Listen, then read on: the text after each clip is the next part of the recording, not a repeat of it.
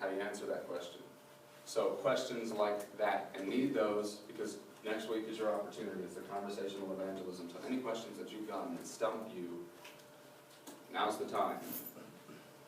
All right. Today is going to be hard. It's going to be hard for a lot of you to understand. For some of you, you're going to get this immediately. For others, it's going to take a few go-arounds. And if you've ever heard the expression low-hanging fruit, you know, you go up to the tree, you kind of grab it, and you eat it, and it's easy to get to, and it's easy to assimilate. This is not that. This is going to require stretching and climbing and reaching, but it's so worth it. So hang with me. Hang with this process. If you don't get it first off, keep going, keep going, keep going. Because the pages of Scripture come alive in terms of what an unbeliever knows when you understand this method.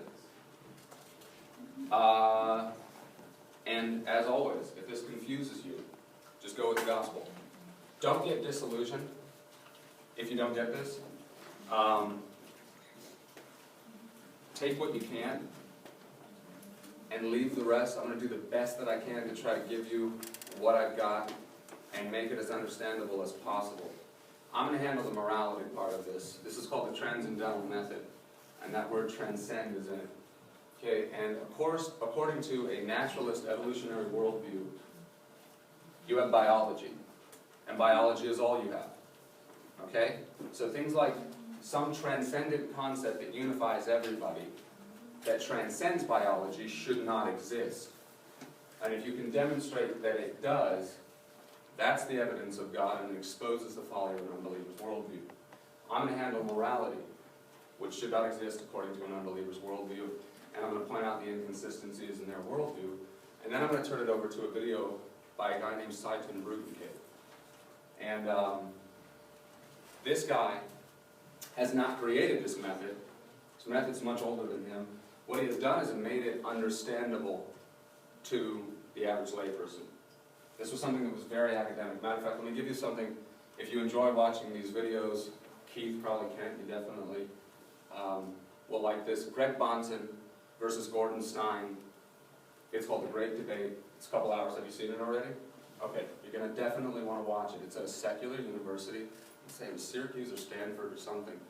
And the Christian ends up getting a standing ovation at the end of it. It is an absolute beatdown. But what it is just exposing that the fear of the Lord is the beginning of knowledge. If you do not begin with the fear of the Lord, you have no knowledge whatsoever. And so in this method, remember, we're not saying that unbelievers don't know anything. They do know things. That's the problem. They can't account for the knowledge that they have without the triune God of the Bible. Okay, so that's what we're demonstrating. So watch that. It's about 2 hours long. I actually didn't watch it. I put it on my phone. You'll need to listen to it a couple times. That is two academics going at it.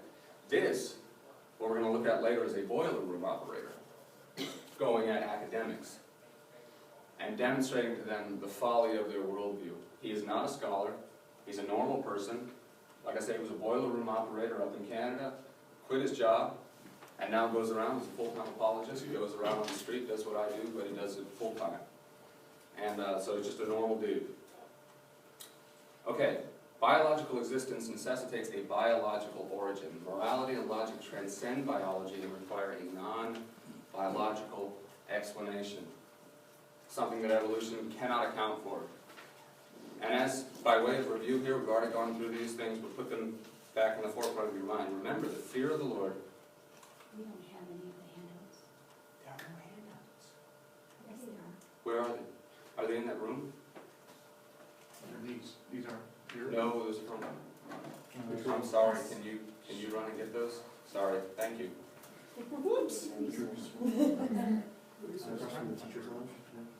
Do you know where that is? Yes. Okay, across from boys and girls bathrooms. Thank you, sorry. Oops, I've only been here an hour ahead of time and I did not get those. Filling up water balloons. Okay, remember, as we talked about, the fear of the Lord is the beginning of knowledge. Okay, Proverbs 1:7. Colossians 2:2b through 3, attaining to all the wealth that comes from the full assurance of understanding, resulting in a true knowledge of God's mystery, that is Christ himself, in whom are hidden all the treasures of wisdom and knowledge. No Christ, no knowledge. Jesus said, I am the way, the truth, and the life. Without him you have no truth. Okay? You have no basis for that truth. Unbelievers have knowledge, but they cannot account for it without the triune God of the Bible. And if you remember, we talked about revelation of conscience, Romans 2:14 through 15. For when Gentiles who do not have the law do instinctively the things of the law, these, though not having a law, are a law unto themselves, in that they show the works of the law written on their hearts, their conscience bearing witness, and their thoughts alternately accusing or else defending them. Con means with, science means knowledge, conscience means with knowledge. Unbelievers sin against the God that they know, but they suppress the truth in unrighteousness. Their thoughts alternately accuse or else defend them. Their thoughts accuse them. Okay, let me give you, I'm going to give you a scenario. This is a little bit direct, so forgive me for that. But I think it needs to be in order to demonstrate the point that I'm trying to get to. I'm going to give you this fictitious character that I've made up. I'm going to give you his worldview, and then I'm going to give you this scenario. This is what he believes. It's very common. He professes to be an atheist. He embraces something called secular humanism, which embraces philosophical naturalism, not allowing for anything supernatural in human reason and ethics, while specifically rejecting religious dogma. He accepts nothing religious, nothing supernatural. Okay? There is only a natural explanation. He has an evolutionary worldview. Thank you, darling. He has an evolutionary worldview, which is that all life is the product of time and chance. Oh! Well, while we're passing these out, by the way, I told him that I was going to do this, and he said it was okay. You've been praying for Austin, that's him right there. So say hi to him when you leave. So, now you're embarrassed. Over here. Okay, so secular humanism, everything has a natural explanation.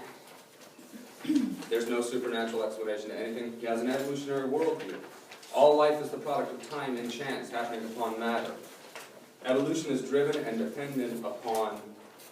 by and dependent upon natural selection, which is survival of the fittest, wherein it is beneficial and necessary for the weaker of the species to die off and the stronger to survive.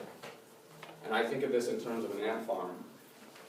They only have so much space. The strong ones kill the weak ones, and then you kind of end up with a race of super ants. Now, this is legit, by the way. This is legit. This is the part of evolution that's legitimate, survival of the fittest. We see that happening in a sinful world. But according to the evolutionists, that is the only thing that governs the development of species at all, because there is no morality. Okay, here's Mike. Mike is a professor, therefore a secular humanist with an evolutionary worldview. Mike is married to Lisa. Mike and Lisa are best friends with Dylan and Nicole. Dylan is not very bright and physically weak, but Mike cares very much for him. The two couples hang out at least twice a week. Mike receives a phone call from a relative of Dylan's. They inform Mike that Dylan's home was broken into in the middle of the night. The home invader was very strong and easily overpowered Mike and then stabbed him to death to gain access to the home. Then the home invader raped Mike's wife, which would later prove to have resulted in a pregnancy. It was also later discovered that the home invader had an IQ of over 140. How does Mike's worldview allow him to feel about this? Not how does Mike feel about this. How does Mike's worldview allow him to feel about this? This says Mike was stabbed. Does it? Dylan was stabbed. At least you know I made this up myself. These are my typos. Okay, Dylan was stabbed. My bad. You should be perfectly fine with this. Survival of the Right. fittest. Right. This is In survival. order to answer that question, I'm going to perform an experiment here with my super cheap water balloons, which took me 20 tries to fill them up this morning. Where'd that other lectern go? Oh, it's back there. That's okay. Here. Okay. So I have on a scale there. I'm going to perform an experiment here. It's very important. That's intimidating, isn't it? Yeah, I have made a scale from uncomfortable to upset to angry to very angry to moral outrage. Okay? And it's very important that you be accurate and honest in the way that you feel when I do what I'm about to do. Okay?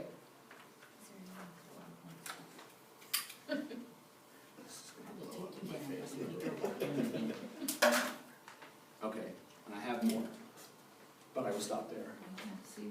How do you feel? What did you do? You didn't see? I popped the balloon, I'm sorry. Okay. Okay, I popped the water balloon in the bottom. Austin. There we go, and there's the other ones. So I have now murdered the family of water balloons. Thank you. How does that make you feel on that scale? Do you feel uncomfortable? Do you feel upset? Do you feel angry? Do you feel very angry? Do you feel moral outrage? Or do you feel absolutely indifferent because I just poked a hole in a water balloon? That's not true. You feel fine? Yeah. Indifferent is what you feel. Remember my fan, How you feel, what's that? Remember my fan, I would probably be very angry. More than angry, actually. Water balloon, yeah, yeah. And in No, real I'm upset because I want to throw them in. Just saying. So I didn't account for that. But how you feel after that experiment is how Mike's worldview allows him to feel. According to Mike's worldview, Dylan is a sack of protoplasm. Morally no different than a water balloon. How is it wrong for one sack of protoplasm to poke a hole in another sack of protoplasm? It's not. Biology just is. But it certainly isn't right, and it isn't wrong. So, Mike is a hawk and rat worldview, but he thinks and feels like a person made in the image of God who lives in rebellion to him. Therefore, his worldview is totally inconsistent. And going back to Romans 2:15, their thoughts alternately accuse or else defend them. So, in order for an unbeliever to make sense of their worldview, they must borrow from yours. In order to use logic or morality, they must invoke a Christian worldview. This is how the suppression of knowledge manifests itself. When unbelievers suppress the truth in unrighteousness, this is what it looks like. They have thoughts, they have feelings, they have emotions, but they can't account for them without the Christian worldview. So how does Mike actually feel? Mike feels moral, he feels grief, he feels loss, he feels pain, he feels all the things that you feel, but he has no basis to feel them. And so Mike's thoughts accuse him. Randall Thornhill and Craig T. Palmer, maybe some of you know this, they're biological evolutionists. They wrote A Natural History of Rape, Biological Basis of Sexual Coercion. The book's central argument is that rape is a genetically developed strategy sustained over generations of human life because it is a kind of sexual selection, a successful reproductive strategy. The irony of this book is that it created a firestorm. He had death threats coming from people with the same worldview. These guys, according to their own worldview, they're not being disgusting, they're not being amoral, they're not being immoral, they're simply being consistent. Because that is correct. I put in that analogy at the beginning of my fictitious story that the weaker man was overcome by the stronger man and it resulted in a pregnancy, and I did that on purpose. Because according to Mike's worldview, that is definitely not wrong. In fact, it's good. What happened there was good. Because it's survival of the fittest, and that is the only thing that governs the behavior of people. And so he weeded out the weaker, but Mike doesn't feel that way, does he? He feels grief. Well, why? Because God gave him a conscience. Unbelievers live with a moral compass that constantly points to God, but they suppress the truth in unrighteousness, Romans 1:18, because they hate him. Let me give you, before we do the video here, let me give you another example of an inconsistent worldview. A feminist who's also an evolutionist. That is a total contradiction in terms. You cannot have that. Absolutely cannot have that. You certainly cannot go out onto the street and rally for feminism because the weaker are being taken advantage of by the stronger. Your worldview says that that's good and necessary for the benefit of the species. But she's out there doing it. Happens all the time. Why are people out at preterm? Why would the opposition be out there? When it's snowing and sleeting and raining, they have no basis for morality. They have no basis for right and wrong.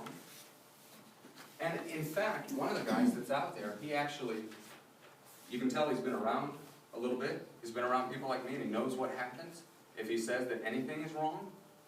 So I said, is this wrong? He said, no, I'm not saying it's wrong. He's screaming in my face, and he's not saying it's wrong. He's come out on a 15-degree day to do circles around us and scream hysterically at us, but he's not saying that it's wrong. Unbelievers live. They say they are products of primordial slime, but they live like people who are made in the image of God, but who are in rebellion to Him. Okay? That is the folly, that is the inconsistency of the unbeliever's worldview.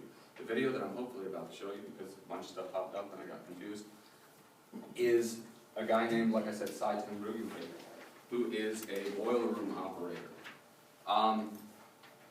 This video does not deal primarily with the gospel. Saitan Rugenfeld is out there for the gospel. When my wife saw this for the first time, she said, what a jerk. Lots of other people have said, what a jerk.